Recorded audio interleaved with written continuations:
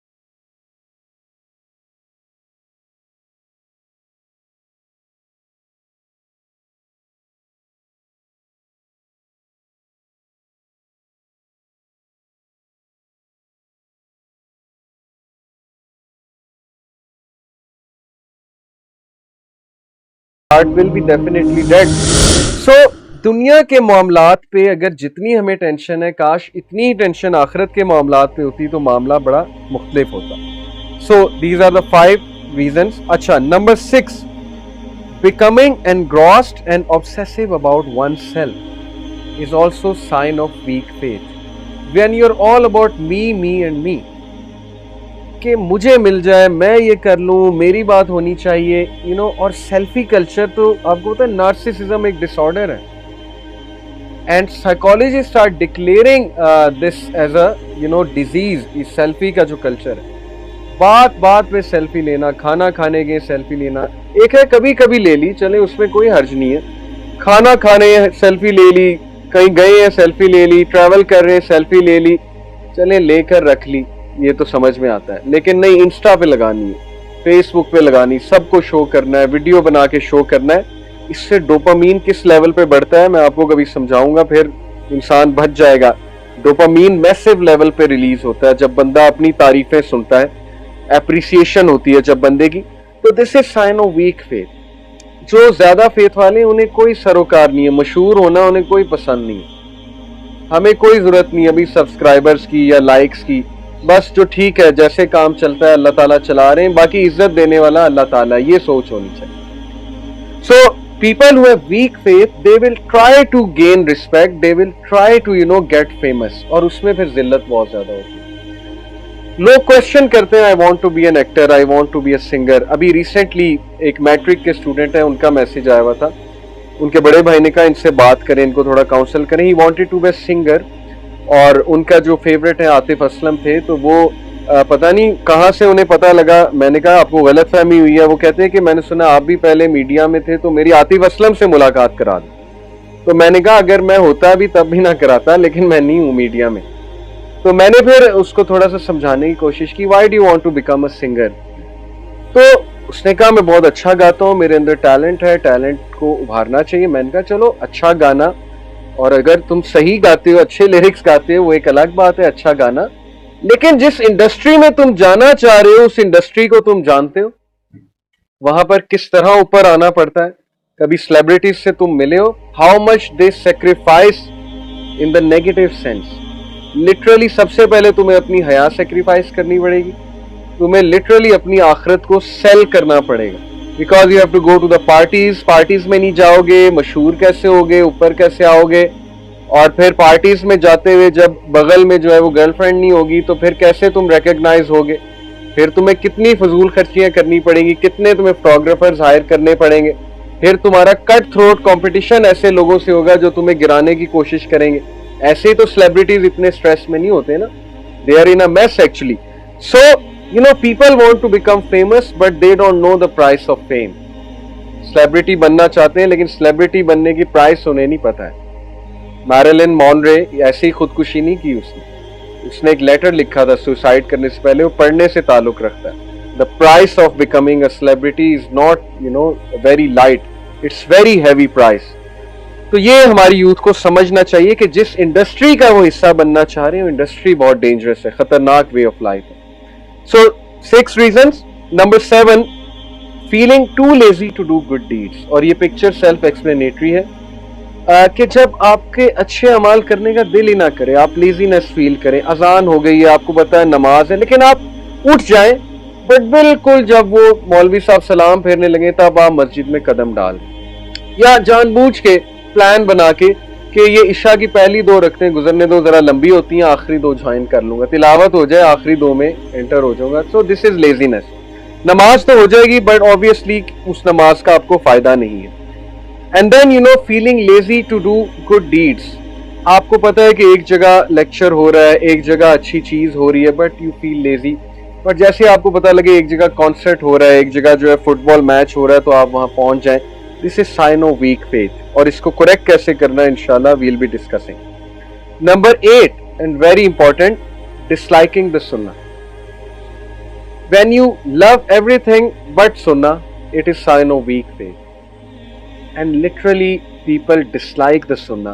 They claim कि I love Rasulullah but they dislike the sunnah.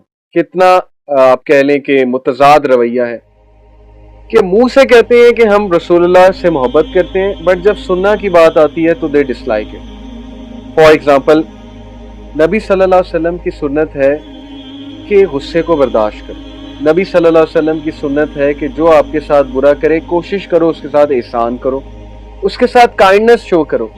लेकिन जब ये मिसालें हम देते हैं ना लोगों को, तो वो कहते हैं कि यार ये कल के बच्चे हैं, इनको क्या पता, प्रैक्टिकल कुछ और होता है, ये ऐसे ही बातें कर रहे हैं सुन्ना की और इम्प्रैक्टिकल बातें कर रहे हैं। असल में दुनिया में ऐसे नहीं होता। असल में दुनिया बहुत बुरी है, बहुत गंदी है, लोग बड़े धोखेबाज होते हैं, आपको भी थोड़ा 2 नंबर बनना पड़ेगा। अब ये बात वो बड़ी केयरलेसली कर देते हैं कि आपको भी 2 नंबर थोड़ा बनना पड़ता है, लेकिन इस बात का इनडायरेक्ट मतलब ये है कि आई डिसलाइक द सुन्ना, है कि नहीं है? यही कह रहा है ना वो इनडायरेक्टली कि आई डिसलाइक द सुन्ना, सुन्ना इज नॉट प्रैक्टिकल, वो कहना ये चाह रहे हैं इनडायरेक्टली। तो सुन्ना से नफरत करना, सुन्ना को डिसलाइक करना, सुन्ना वेज को डिसलाइक करना, उनका मजाक उड़ाना, उन लोग का मजाक उड़ाना जो सुन्ना पर अमल कर रहे हैं, you no, These are some of the signs of hypocrisy and some of the signs के आप में ईमान की बहुत कमजोरी है और ईमान रिवाइव होने वाला। तो ये हमने 8 साइंस पढ़े वीक फेथ के। दिस वाज अ डायग्नोसिस कि हम डायग्नोज करें कि वीक फेथ होती क्या है। अब फेथ पर मैं एक बड़ी जबरदस्त हदीस सुनन इब्ने माजा की आपको सुनाता हूं। Be devout and you will be the most pious of people. मुखलिस हो जाओ, तुम नेक बन जाओगे। इस एक हदीस में पूरा समंदर है। जैसे कहते हैं ना समंदर को कूजे में बंद कर दें, शायद ये है मुहावरा। कैसे? मुखलिस बनने से क्या मुराद है? जो बंदा अपने आप से मुखलिस है वो गुनाह नहीं करेगा। उसे पता है ये फ्रस्ट्रेशन की तरफ ले जाती है चीज, उसे पता है कि मैं देख तो सकता हूं लेकिन देखूंगा तो मेरा ही नुकसान है। वो अपने आप से मुखलिस है। उसे पता है मैं किसी के साथ बुरा करूंगा मेरे साथ बुरा होगा। ये होता है मुखलिस होना। फिर वो अल्लाह के साथ मुखलिस है। जैसे वो माँ बाप को धोखा नहीं दे सकता, जैसे वो किसी चाहने वाले को धोखा नहीं दे सकता, इस तरह वो अल्लाह को बिट्रे नहीं कर सकता। वो गुनाह करने से पहले सोचता है ये बिट्रेयल है अल्लाह के साथ। Why should I betray my lord, why should I betray रसूल अल्लाह। मैं क़यामत वाले दिन क्या चेहरा दिखाऊंगा नबी सल्लल्लाहु अलैहि वसल्लम को। ये इखलास है। तो मुखलिस हो जाओ, तुम नेक हो जाओगे। अपने अंदर इखलास लाएं अल्लाह रसूल के हवाले से। और सबसे बड़ी बात, अपने साथ मुखलिस हो जाए। जो बंदा अपने साथ मुखलिस है वो नेक बन जाएगा। B content and you will be the most grateful of people. Content show करो, कंटेंटनेस शो करो, कंटेंटमेंट शो करो, खुशी शो करो चीजों के ऊपर। जरूरत से ज्यादा शिकायत ना करो। थोड़ी बहुत चलो चलती है, हालात ऐसे हैं, लेकिन जरूरत से ज्यादा अनग्रेटफुल होंगे, हर चीज पे शिकायत करेंगे, हर चीज को रिजेक्ट करेंगे, तो this is one of the signs of weak faith. तो be content and you will be the most grateful of people. शुक्रगुजार बंदे बन जाओ। Love for people what you love for yourself and you will be a believer. जो अपने लिए चाहते हो वो दूसरों के लिए चाहो, बिलीवर बन जाओगे। अब इससे मुराद क्या है? हम चैरिटी करते हैं, लेकिन हम पता है कौन सी चीज चैरिटी करते हैं? जो बोसीदा हो चुकी है, जो यूज में नहीं है, हम कहते हैं अब इसको चैरिटी कर। तो ये तो वो बात ना हुई कि love for others what you love for yourself. Similarly, when you wish that no one bullies you, why will you bully others? When you wish no one hurts you, why will you hurt others? तो ईमान वाला वही चाहता है दूसरों के लिए जो अपने लिए चाहता है। Behave well with your neighbours and you will be a Muslim.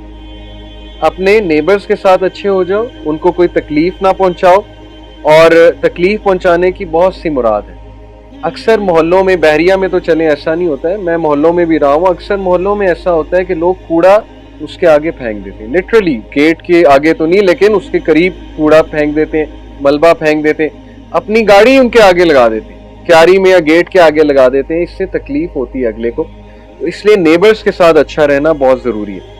Laugh less, ये यूथ के लिए particularly, laugh less, for too much laughter will deaden the heart. कम हंसो, क्योंकि जरूरत से ज्यादा हंसना दिल को मुर्दा कर देता। ये है सबसे बड़ा इशू हमारी यूथ का। All the time watching memes, Facebook पे 90% पेजेस मीम्स के ज्वाइन किए हुए, मीम्स की ऐप्स चल रही हैं, और वो फजूल किस्म के लोग यूट्यूब पे जो वीलॉग्स बना रहे हैं, अब मैं नाम क्या लूं, नसरीन और पता नहीं क्या क्या, मतलब हर वक्त यूथ को शुगल मेले में लगाया हुआ, हर वक्त हंसाने में लगाया हुआ। तो कहाँ यूथ ने इम्प्रेस होना हदीस से और कुरान से, जब उनका उठना बैठना, उनका देखना सुनना ही हर वक्त मीम्स है, हर वक्त इन लोग को सुनना है, तो फिर जाहिर है कि the heart will be definitely dead. That's why you know they are searching for entertainment in everything. हर चीज में शुगल होना चाहिए, जब तक शुगल नहीं है मजा नहीं आता। तो दीन में शुगल नहीं है। अगर आप कुरान में एंटरटेनमेंट ढूंढ रहे हैं तो कुरान में एंटरटेनमेंट नहीं है, कुरान में तो बशारत है और कुरान ने डराया है। तो हमारी यूथ का अनफॉर्चुनेटली मिजाज ही ऐसा बन रहा है कि नहीं, शुगल होना चाहिए हर चीज में। So please beware, you can have fun, you can watch memes, there are some good memes, बंदा एंजॉय करता है उन मीम्स को। हमारा यूथ क्लब का एक ग्रुप है व्हाट्सएप पे, हम बहुत मीम्स शेयर करते हैं। जो भाई सामने बैठे जो रिकॉर्ड करें इस वक्त, उन्हें पता है, तो हम भी इंजॉय करते हैं। We make memes on each other, हम माइंड नहीं करते, बट जाहिर है कि वहां पर रिमाइंडर्स भी शेयर होते हैं, you know, not only memes, we also remind each other, so there should be a balance.